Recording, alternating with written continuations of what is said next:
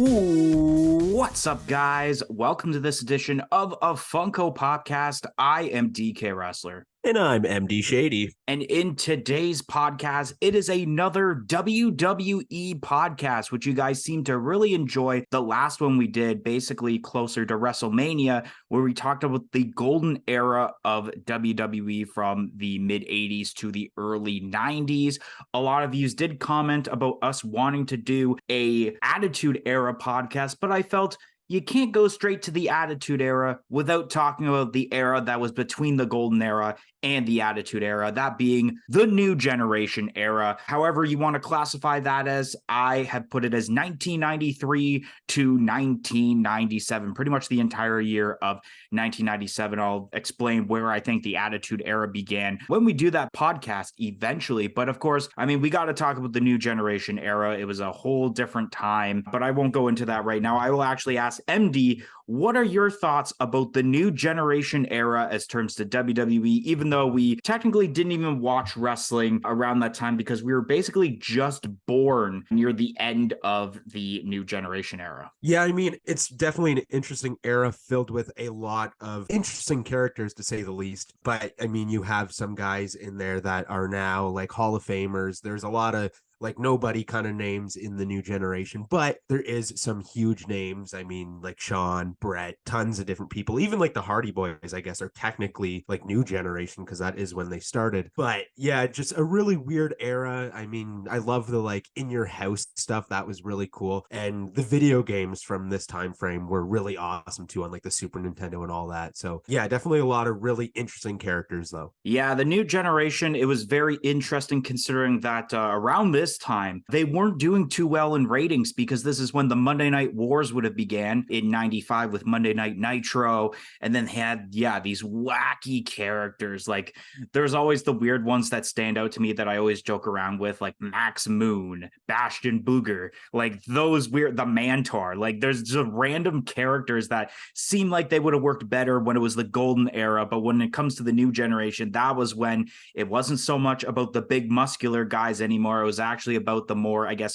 smaller technical wrestlers, like you mentioned, Bret Hart, Shawn Michaels.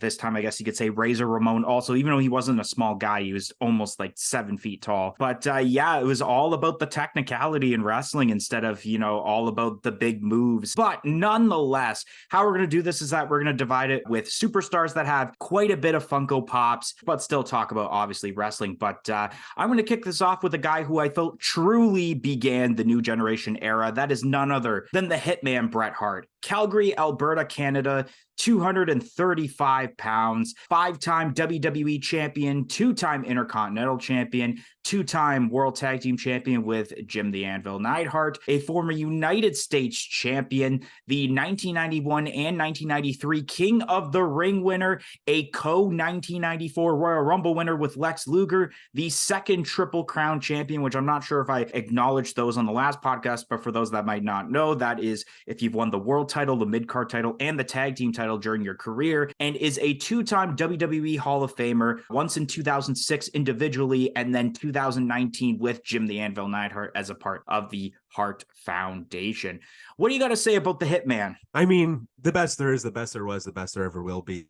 Bret Hart's awesome. If you're thinking technical wrestlers, Bret Hart has got to be the first name that comes to mind. An awesome superstar, good Canadian boy. Obviously, there has been some controversy with Bret Hart when it comes to like the Montreal Screwjob and then finally coming back to the WWE to do some stuff. But he's awesome. I recently just watched a documentary on him that I'm not even sure the channel, but they've been playing at work on like Sunday nights or something. So like right when I get off work, me and the bartender at my work will watch these different documentaries. And one of the more recent ones was Bret Hart, and it was a pretty interesting documentary. But yeah, Bret's awesome. I mean, the feuds that he's had have been really good. An amazing family in the business too. Any matches that come to mind when talking about Bret the Hitman Hart? I have quite a bit listed down. I could literally just do a separate podcast itself about Bret Hart matches that are amazing, but I'm sure you probably have a couple that I've listed down down that you could probably mention? Yeah, I mean, obviously, the Montreal Screwjob has got to be the one that people think of the most. Bret drops the title to Shawn, and then there's the whole spitting on Vince McMahon. And yeah, basically, the Screwjob, I think that's like the biggest match that most people think. Another match I can think of is Bret versus Owen. That was a good match. I don't even remember when that was. I mean, there's so many that it's kind of hard to just think of one, but obviously, the big one is the Screwjob. Matches that I've listed down first, I basically wrote any match from the 80s between the British Bulldogs and the Hart Foundation. That's kind of my homework I always go for as terms to a tag team. His match with Mr. Perfect at SummerSlam 91, where he first won the Intercontinental title. A match we talked about on the last podcast for WWE, that being against Roddy Piper at WrestleMania 8. His match with the British Bulldog at SummerSlam 92 in Wembley Stadium for the Intercontinental title, which would lead to him dropping the title and going for the WWE title that Ric Flair would drop to him. The next match I listed down is one you just mentioned, Bret versus Owen, WrestleMania 10, easily in like my top 10, maybe even top 5 favorite matches of all time. That's just a masterpiece classic with the right person to go over in that match, that being Owen. His match with Shawn Michaels, the Iron Man match at WrestleMania 12, which was made into a Funko Pop for the in-ring moments, which I'll get into. You mentioned about the Montreal Screwjob at Survivor Series 97, and then a match that may be classified as the greatest match in WrestleMania history, Bret Hart versus Stone Cold Steve Austin at WrestleMania 13 in the submission match, where Austin's bleeding on the ground. He didn't quit. He passed out. And that was one of the only times that a double turn was perfected, where Bret turned from face to heel and Austin vice versa. And it was just the chef's kiss. Nothing could ever be duplicated like that, even in today's age, ever again. But as terms to Funko Pops, technically Bret has 3 for the lineup. There is the original Bret Hart Pop, number 25 in the WWE lineup. There was the number 68 Bret Hart, where he has the leather jacket, which was a pop that I really wanted at the time. And then, like I mentioned just a bit ago, the Bret Hart and Shawn Michaels in-ring moments to commemorate their Iron Man match at WrestleMania 12. Yeah, all 3 pops are pretty good in their own right. The OG Bret, you kind of have that like hands to the side pose, which isn't the greatest always, but I do really enjoy the attire that they went with. And then with number 68, that's a really wicked pop. I like the sunglasses a lot on that one. And then, of course, you have Shawn and Bret with in-ring moment, and the in-ring moments have been really cool looking. I don't actually own any of them, but it's a super cool idea by Funko, especially when you have some of these like top elite matches to be able to replicate them in Funko Pop form. Next superstar we're going to be talking about is on the majority of people's Mount Rushmore, even though I actually wouldn't consider it. That is the Heartbreak Kid, Shawn Michaels. San Antonio, Texas, 225 pounds, 3-time WWE champion, world heavyweight champion, 3-time Intercontinental champion, 4-time World Tag Team champions, twice with Diesel, once with Stone Cold Steve Austin, and once with John Cena, and then a unified tag team champion during the Ruthless Aggression era with Triple H as a part of DX, a former European champion, the winner of the 1995 and 1996 back-to-back Royal Rumbles, the first Grand Slam champion, which is the person who would hold the world title, 2 of the mid-card titles, and the tag team titles during their careers, 4th Triple Crown champion, and then a 2-time WWE Hall of Famer, first in 2011 individually, and then in 2019 as a part of D-Generation X. All right, what do you got to say about the Heartbreak Kid? I find he's a little bit overrated in my opinion, but nonetheless, he has put on some banger 5-star matches. Yeah, it's funny that we're talking about him like this because recently, just 2 days ago, I was talking to this guy that I bumped into who was wearing a CM Punk shirt. So we talked for like half an hour about wrestling, and he made it clear that he did not like Shawn Michaels very much. I, on the other hand, do really enjoy Shawn Michaels. I mean, there's so much to love about him. I guess there is quite a bit to hate about him too, but Shawn Michaels is awesome. I mean, the guy who basically like perfected the super kick with the sweet chin music, DX, whether it's like Attitude Era DX or into the like late 2010s or early 2010s, I guess, with like that DX where it's kind of more PG era, still funny. There was a lot of funny moments with DX, but Shawn, yeah, what a performer. I mean, he's an awesome performer, whether it comes to like the high flying stuff or his technical wrestling. And yeah, like like you said, he's put on so many 5-star matches that it's just insane. Any matches that come into mind for the Heartbreak Kid, which once again, that's another superstar where you could literally talk a whole podcast about great Shawn Michaels matches. Yeah, I mean, there's so many. Both WrestleMania matches with Undertaker, unbelievable. Great matches. Ric Flair and Shawn Michaels, the retirement match, that is just an amazing moment in WWE history. Razor and Shawn Michaels ladder match for the Intercon. I mean, that's a crazy match too. A lot of people hold that very high for some of their favorite matches of all time. Even the stuff that he did with Cena, those were some really good matches. WrestleMania. All right, so first one I listed was the Razor Ramon match from WrestleMania 10. That it can arguably, people can say that's the best match of WrestleMania 10. I say it's Bret versus Owen, but it can go back and forth. And then, like we mentioned just a bit ago, Shawn Michaels versus Bret Hart at WrestleMania 12 during the Iron Man match, and then the Montreal Screwjob. And that's all I have. Oh, actually, no, one more match as terms to his first stint in WWE, which is literally the passing of the torch, him versus Stone Cold Steve Austin at WrestleMania 14,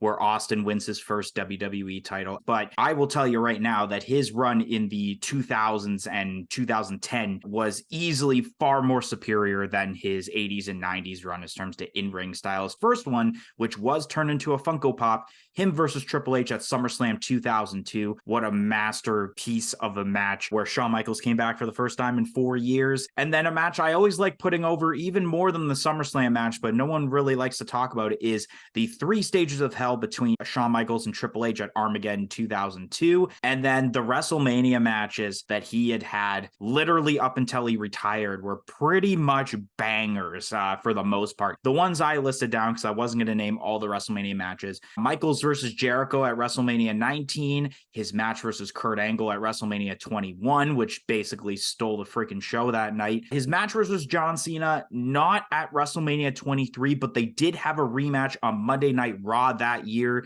that lasted pretty close to an hour, and Shawn Michaels went over, and that was amazing. And then the last ones you already mentioned, which the first one was the Ric Flair match that we did mention on the last podcast when talking about Ric Flair at WrestleMania 24, and then the back-to-back Mania, pretty much 5-star matches between him and Undertaker. As terms of Funko Pops for the Heartbreak Kid, there are technically 5. I had listed 4, but one of them definitely got announced in the process of me doing this list. So the first one is the Walgreens exclusive Shawn Michaels, which can basically be the 94 Shawn Michaels. Number 50 Shawn Michaels, which I believe was the WrestleMania 12 Shawn Michaels that I actually own. Number 101 is the DX Shawn Michaels singular one. They did a 2-pack of DX Shawn Michaels and Triple H, which I felt were better molds of both those wrestlers.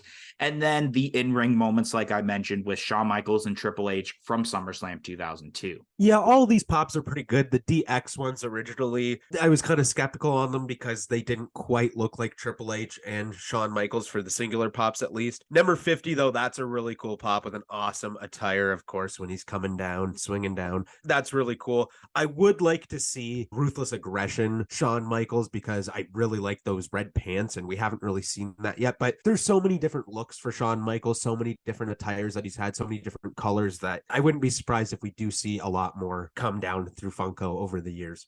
All right, so the next superstar we're going to be talking about is Mr. Chico himself, Razor Ramon, or Scott Hall, he would be called at this point. Also, Miami, Florida, 287 pounds, 4-time Intercontinental Champion, and a 2-time WWE Hall of Famer. Both 2014 individually as Razor Ramon and not Scott Hall, and in 2020 as a part of the NWO, which of course he would be considered Scott Hall at that point. What do you got to say about Chico Razor Ramon, especially because it's crazy that this man was so good in the ring, and in any promotion he was in, whether it was WWE, WCW, TNA, he never won the world title. Yeah, I mean, crazy. Razor Ramon, Scott Hall, awesome. Love him. I actually last year was going to be him for Halloween, but then I didn't end up doing that. But I mean, just such a cool character, whether it is just like Scott Hall, NWO, or if you're thinking of Razor Ramon, such a weird guy. I mean, huge dude, cool, really like fly with the ladies. I mean, all the chains that he's wearing, the vest, of course, the toothpick, just such an interesting, cool character. Yeah, I don't know. I've really enjoyed him like forever, but more recently, probably after his passing, like going back and watching some of like his promo work and some matches and stuff like that, you really get to appreciate him even more. Any matches that come to mind? I actually only have 3 matches that come to mind, which is a little bit weird.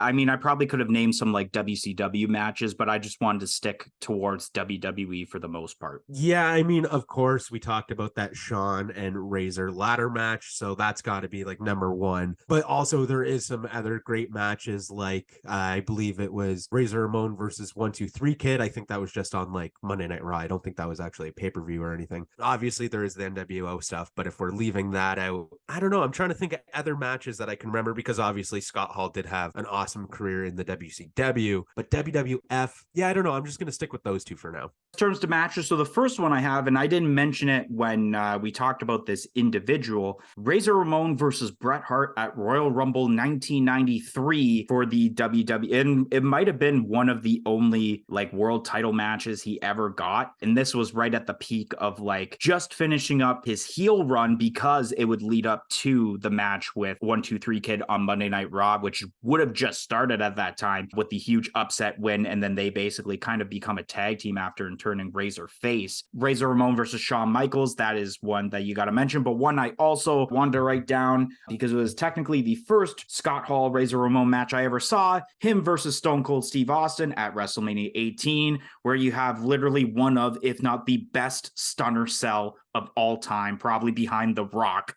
As terms to the Razor Ramon pops, there are 3 pops, all of them being number 47, but there is the original Razor Ramon with more of the lighter purple outfit, and its chase counterpart being Scott Hall, but still listed as Razor Ramon for some reason. And then we have the newer metallic GameStop exclusive Razor Ramon, where it is the same as the original one, but more of a darkish purple, mainly because of it being metallic. Yeah, all these pops are really cool. I would like to see a couple more. Like I would like to see like a casual like attire, like not in-ring gear. Razor Ramon, I think that that'd be really cool with like one of like the floral like shirts that he's wearing or like the like pink pants or whatever. I think that that'd be awesome. But I mean, you do have the chase version and the common. Those are pretty cool. So you can get kind of 2 different attires. All right, next superstar. This goes hand in hand with Scott Hall. It is Diesel / Kevin Nash, Detroit, Michigan, 328 pounds, former WWE champion, Intercontinental champion, 2-time tag team champion with the Heartbreak Kid Shawn Michaels, the 3rd Triple Crown champion, and he was a 2-time Hall of Famer. This is actually the 4th person in a row we're talking as a 2-time Hall of Famer. First off, individually in 2015 as Kevin Nash and not Diesel, surprisingly, and then in 2022 with 2020, but it was with the NWO, same time with Hall and Hogan. Yeah, I mean, same thing goes with Kevin Nash with Scott Hall. Obviously, they kind of come hand in hand. I have seen Kevin Nash like perform live at like a local show, and that was pretty cool. I've always really liked Kevin Nash. I think it was because my grandfather really, really enjoyed Kevin Nash and Diesel. So yeah, I don't know. There's not a ton to say about him besides that, but I've always really enjoyed him. Any Diesel / Kevin Nash matches that you could think of? Of course, there's the matches with Bret Hart. I mean, I feel like they had quite a few different pay-per-view matches. I think Royal Rumble in like 95, I think was one of them. And then there's also, what was it, a Hell in a Cell match with Triple H? That was a pretty decent match as well. Besides that, I mean, a lot of the really good stuff when I think of Diesel is in the NWO, in WCW, of course, there's like the tag team matches. First, I wrote Diesel versus Shawn Michaels at WrestleMania 11, probably one of the only good matches of that WrestleMania. A tag team match he did with Shawn Michaels versus the British Bulldog and Yokozuna at In Your House 3, where it was Diesel as the WWE champion, Shawn Michaels as the Intercontinental champion, and then British Bulldog and Yokozuna as the tag team champion. And the winning team took all of the titles. and it was Diesel and Shawn Michaels that won the match. So they were holding basically all the titles you can have in the WWE at the time. I got to mention Diesel versus Undertaker at WrestleMania 12 as a part of the streak, even though it wasn't acknowledged at that time. Surprisingly, I was surprised that you mentioned about Kevin Nash versus Triple H at Bad Blood 2003 inside Hell in a Cell. And just for the sake of, I'm not sure when I'm going to mention this again, is the Elimination Chamber match at SummerSlam 2003 that had Kevin Nash and Goldberg and Triple H, Orton, Michaels, and Jericho, I think it was. Yeah, that's all I can think of. And then as terms to Funko Pops, so once again, it is 3 Funko Pops. First off is number 74 Diesel, where the chase was Kevin Nash, and it was acknowledged as Kevin Nash for the chase with its own box. And then the New World Order 3-pack featuring Hulk Hogan, Scott Hall, and Kevin Nash, which I felt like I should have mentioned it with Razor, but I mean, at the same time, I was going to mention it here, so why mention it twice? Yeah, I love the 3-pack. I think that's wicked. That's something that we've kind of wanted, and now, like, we finally have it. And then the Diesel and Kevin Nash chase, that was very interesting, but I think that kind of makes sense to do it that way. That was a pretty cool pop as well. All right, so the next superstar I have is actually one that throughout the new generation, he was not a part of WWE. He was a part of WCW. He would later become a member of the WWE roster much later, but I thought I would acknowledge him because of the fact that it was the Monday Night Wars. You have to go with basically the guy who pretty much steered the ship and stayed loyal to the other competitors of WCW. And that's Sting. Venice Beach, California, 250 pounds, WWE Hall of Fame, class of 2016 as terms to his WWE accomplishments, because like I mentioned, he didn't have that much of a stint in WWE, but when it comes to WCW and TNA, he was a multiple-time world champion, WCW US champion, tag team champion. Like I mentioned, we are mostly focusing on WWE. However, in my list of matches, I do have some matches from outside of WWE, because you can only really list 2 matches down for WWE since that's all he had during his run, unfortunately. But thoughts on the good old Stinger? Sting, one of my favorite wrestlers of all time. Ever since I was little, I just got so hooked with the Crow gimmick. Such a cool character. He's like, he'll pop up in the rafters, he'll pop up in the darkness out of nowhere. And of course there is like Surfer Sting as well, which is an interesting gimmick, but of course Crow gimmick Sting, so awesome. I've always loved him. I've had so many different Sting wrestling figures over the years. Of course now in AEW, still going. I mean, still wrestling at his age is just crazy, and he does it just enough. And of course, like, he's slowing down now, but he's still in an awesome manager position. But in WCW, just so cool. Maybe the coolest character out of the WCW. Yeah, I mean, Surfer Sting was cool, but obviously as times like got evolved and like it was cool to be a part of the NWO, he had to evolve. He did the Joker, or not the Joker, sorry. I will mention about that in a sec. The Crow Sting as kind of inspiration from Eric Draven from the Crow. And then that just kind of evolved himself. And then, something I definitely want to mention, because I'm not sure when I'm ever going to mention this on a wrestling related podcast, is his Joker gimmick in TNA was fucking phenomenal and is so underrated, so good. And he did that into perfection. What are some Sting matches you could think of? Oh, Sting matches. So prior to WCW, I would say like Sting versus Vader. I remember that match being pretty decent. Other like Surfer Sting matches, I don't even know if I could think of any. Of course, there's like WCW. He did a ton there. I really do feel like Sting, the best part of his career, in my opinion, was probably in TNA. I mean, he was awesome in TNA, super over. Sting versus AJ Styles in TNA. And then, of course, there's the few matches that he wrestled in WWE when he came back. Triple H. Yeah, so matches I have listed first off is when you talk about Surfer Sting, all the classic matches he had with the Nature Boy Ric Flair, whether it was WCW or at the time NWA, those matches were awesome. When you're talking about Crow Sting now, you got to mention about him versus Hollywood Hogan at Starrcade 97, when basically it was his first match, I think, as Crow Sting, because he just kept standing in the rafters and not really doing much until that point. Yeah, TNA matches, he had so many great matches.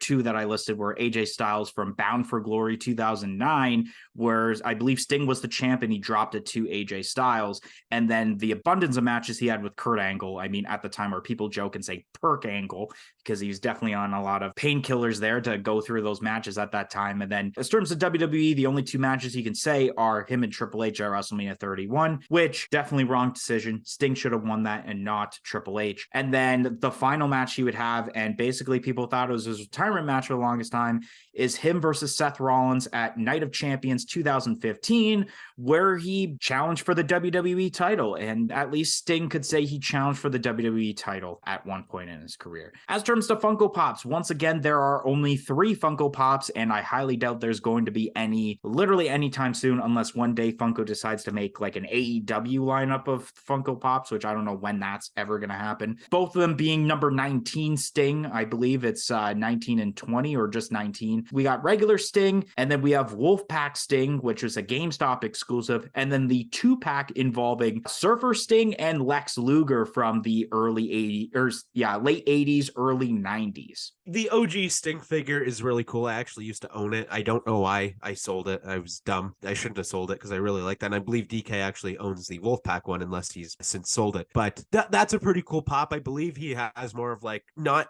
arms to the side, but they're kind of like out a little bit. But it is a little like, I feel like if we could have seen a Crow Sting nowadays, I think they could have done a lot better than what we seen then, especially if you could have added like the jacket on him or something like that. And then the Surfer Sting with the Lex Luger, that's a pretty cool 2-pack. I would like to see some more Sting pops, but like DK said, it's probably not going to happen, especially with him doing fairly well right now in AEW. And the last superstar we're going to be kind of showcasing with a lot of Funko Pops, of course, is none other than the man that actually got me into wrestling, The Undertaker. Death Valley or Houston, Texas for a certain Undertaker gimmick. 309 pounds, 4-time WWE champion, 3-time World Heavyweight champion, 6-time World Tag Team champion, twice with Kane, twice with Big Show, once with Steve Austin, and once with The Rock. A former WCW Tag Team champion with Kane, which I can mention that because it was when the Invasion angle was happening, so the titles did belong to WWE technically. A former Hardcore champion, the winner of the 2007 Royal Rumble match, an accomplishment that no one's going to remember, that being the winner of the Tuwaiq Mountain Trophy in 2020 during a Saudi Arabia event. He won 21 straight victories at WrestleMania, and then is a part of the WWE Hall of Fame class of 2022. Holy I got a lot of things to say, but MD, what do you got to say about what I feel is the goddamn GOAT of this business, The Undertaker?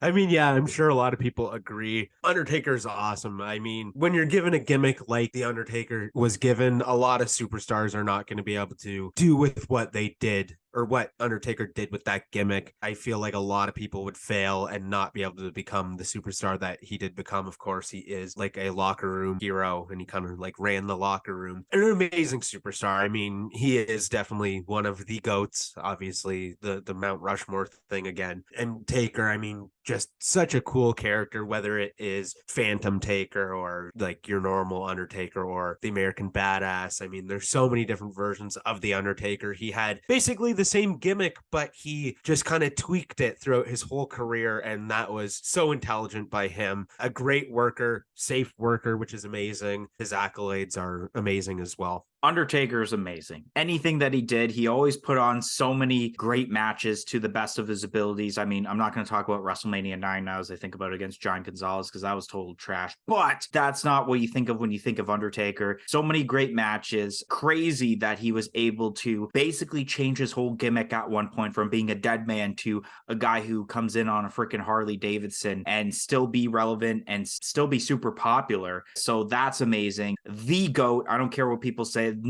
People like don't add Undertaker to the Mount Rushmore for some reason, or most people, which I feel like everyone should. I don't think there's one single person who can say an actual bad thing about The Undertaker. That's how good The Undertaker truly is, which, MD, you got any matches in mind about Undertaker? Once again, I think I could do 2 podcasts worth of matches that I could think of for The Undertaker. Yeah, I mean, short there's it down. so many. There's so many Undertaker matches that you got to think of because he really is one of the GOATs. Of course, Shawn versus Taker, WrestleMania, Triple H versus Taker, Randy Orton versus Taker, even AJ Styles versus Taker in like the Boneyard match or whatever. That was a pretty decent match. Of course, you got to think of Mankind and Taker with the whole off the cell. That's an insane match. And of course, Mick Foley and Undertaker have both recently just watched the match over together, and that's a really cool video if you guys haven't checked it out. It's pretty cool to see them kind of talk about the match. There's so much with Taker that it's hard. I mean, of course, like most of the WrestleMania matches are great, especially in like the second half of them. American Badass Taker like versus Kurt Angle, I think I remember one of those matches that was pretty damn awesome. Oh, I don't know, let me, I mean, versus Kane, you can't forget about those matches. There were so many, whether it's tag teamed with Kane or buried alive matches with Kane, or so much with Kane that was awesome as well. All right, so first match I've listed, Mankind versus Undertaker at SummerSlam 1996, the Boiler Room Brawl, which would show the betrayal of Paul Bearer to The Undertaker. Undertaker versus Bret Hart from SummerSlam 97, Undertaker versus Shawn Michaels, the first ever Hell in a Cell match at Bad Blood 97, which had the debut of Kane. That's gotta be Kane. Speaking of him, Kane versus Undertaker, WrestleMania 14, and then they also would have the Inferno match, the following event at Unforgiven in Your House. The 3 WrestleMania matches with Triple H at 17, which was an American Badass match, and then you have 27, and then the amazing, just absolutely amazing Hell in a Cell match at 28 with Shawn Michaels as the special guest referee. Oh, I'm still remembering that like if it was yesterday, how amazing that match was. Like you mentioned, him and Randy Orton, which basically was almost like the entire year of 2005, but of course that kicked off at WrestleMania 21 where you had the chokeslam to the RKO. Like, oh, so good. And then I actually put down here, because not a lot of people mentioned about this match, but I felt was, besides of course, which I did list down for the sake of his retirement match, even though it wasn't really an actual match, but